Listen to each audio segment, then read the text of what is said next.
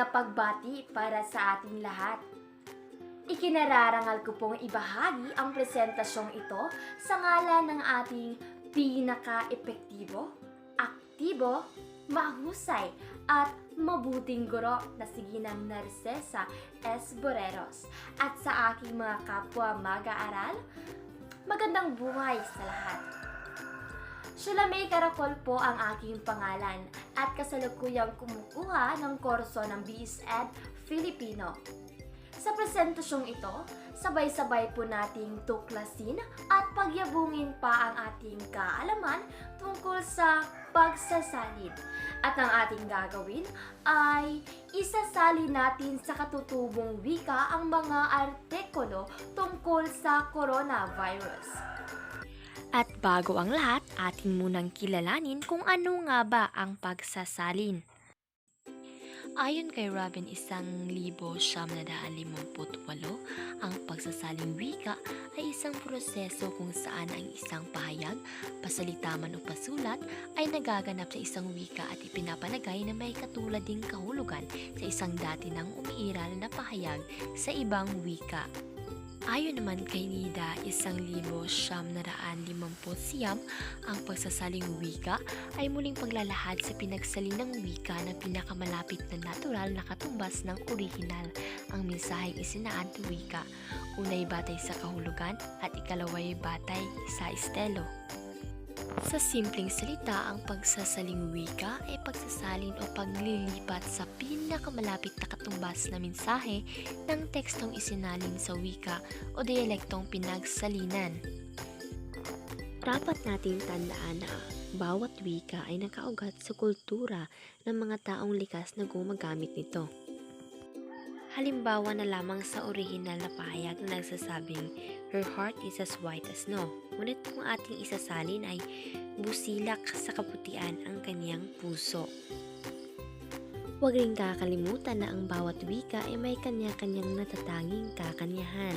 Mahalaga ring alalahanin na kung magkakaroon ng ibang pakahulugan sa itutumbas na salita, humanap ng ibang maaaring ipalit dito o di kaya linawin ang kahulugan ng salita sa pamamagitan ng context clue. Halimbawa narito ang original na pahayag na nagsasabing, "His paper was soaked in water." Mahinang pagsasalin kung basa ang kanyang papel. Mabuti namang pagsasalin kung basa sa tubig ang kanyang papel o basa ang kanyang sulatang papel.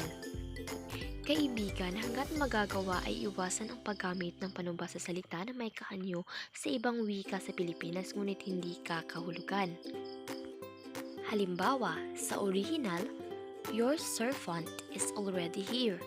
Salin, "Narito na ang iyong lingkod." Mas mabuti kung, "Narito na ang iyong tagapaglingkod." Hindi rin maiiwasan na may mga pagkakataon na ang isang kaisipang ipinapahayag ng tahasan sa Ingles ay kailangang gamitan ng euphemistikong salita sa Pilipino upang hindi maging pangit sa pandinig. Halimbawa narito ang sex, pagkikipagtalik, sperm, punlay o punla ng buhay, penis, ari ng lalaki, vagina, ari ng babae. Dapat rin maunawaan na ang isang magandang pamagat sa Ingles ay hindi nangangahulugang magiging maganda ring pamagat sa Filipino. Halimbawa narito ang broken arrow o sirang palaso, face off o tanggal mukha, speed, magiging bilis, at ang sinaniban mula sa orihinal na The Exorcist.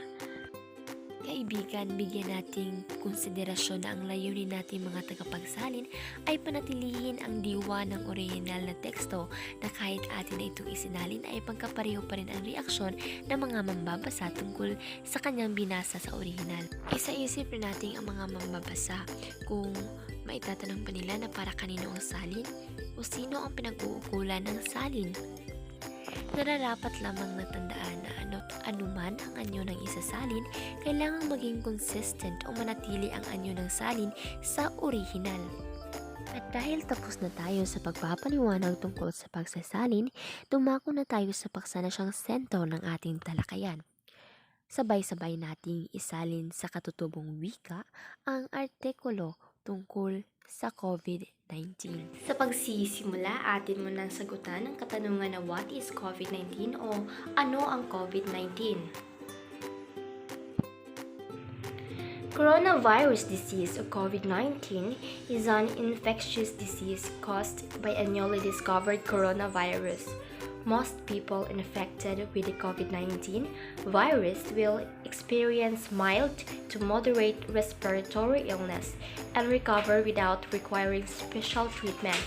Older people and those with underlying medical problems like cardiovascular disease, diabetes, chronic respiratory disease, and cancer are more likely to develop serious illness. Sa pagsasalin, ang coronavirus disease o COVID-19 ay isang nakakahawang sakit na sanhi ng isang bagong natuklasang virus. Karamihan sa mga taong nahawahan ng isang virus na COVID-19 ay makakaranas ng banayad na hanggang katamtamang sakit sa paghinga at mababawi ng walang tulong ng isang dalubhasa.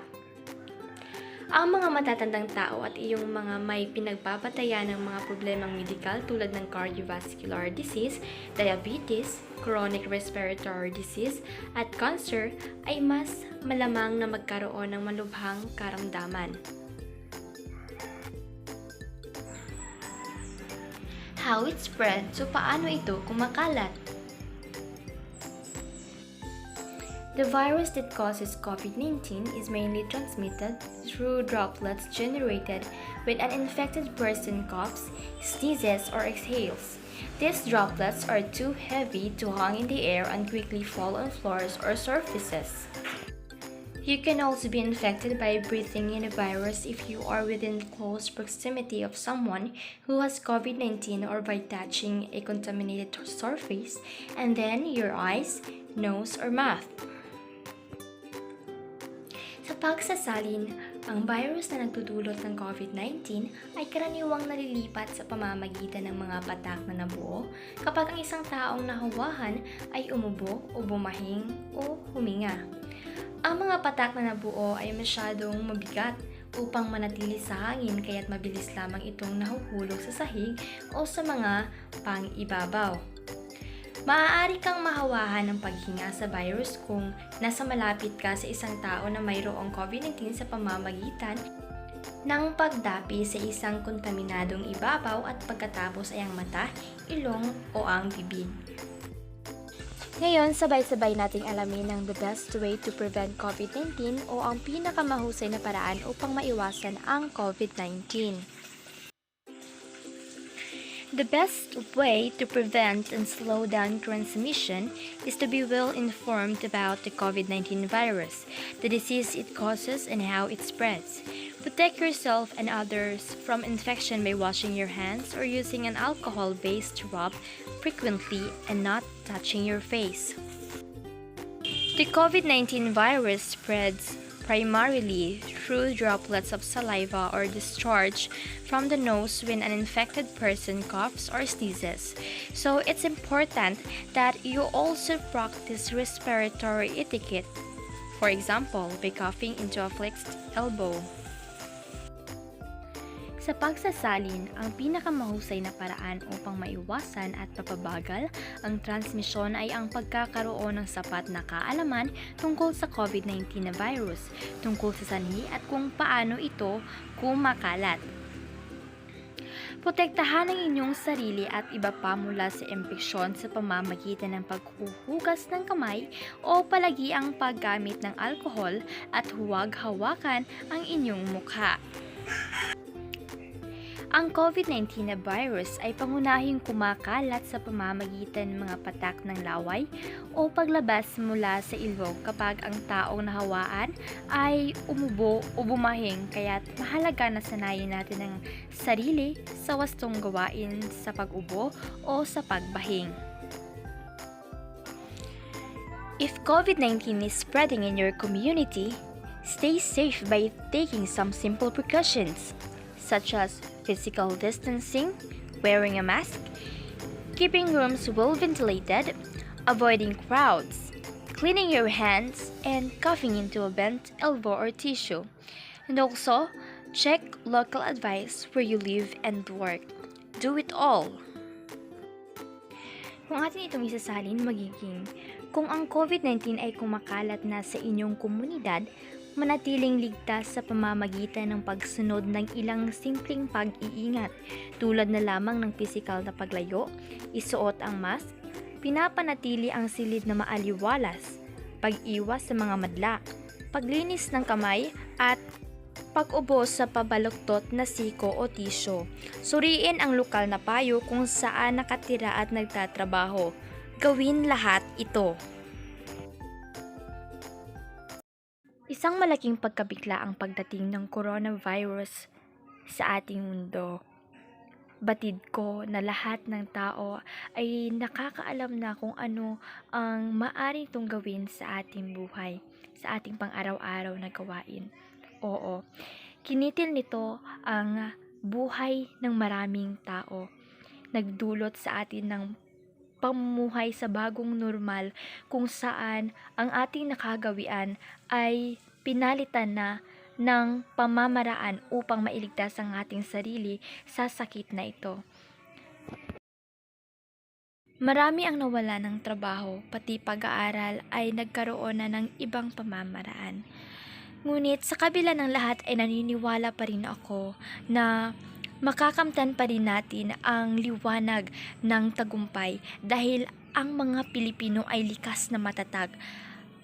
Kapag tayo ay nagtutulungan, makakamit natin ang kaliwanagan sa madilim natin na kinakaharap ngayon. Maraming salamat. Isang malugod na pagbati, kaibigan.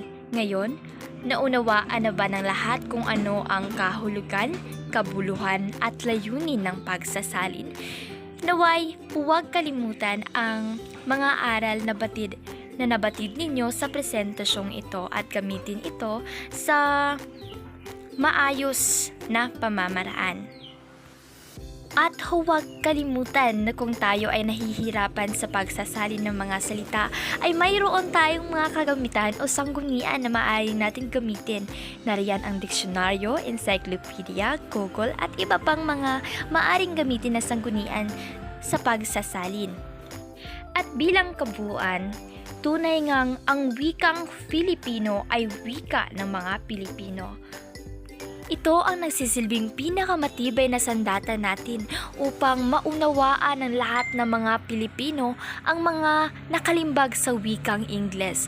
At dahil dito ay magkakaroon na tayo ng sapat na kaalaman na magagamit natin sa ating mas magandang kinabukasan at sa ating kaligtasan. Maraming salamat po. Ang inyong lingkod, Sheila May Caracol.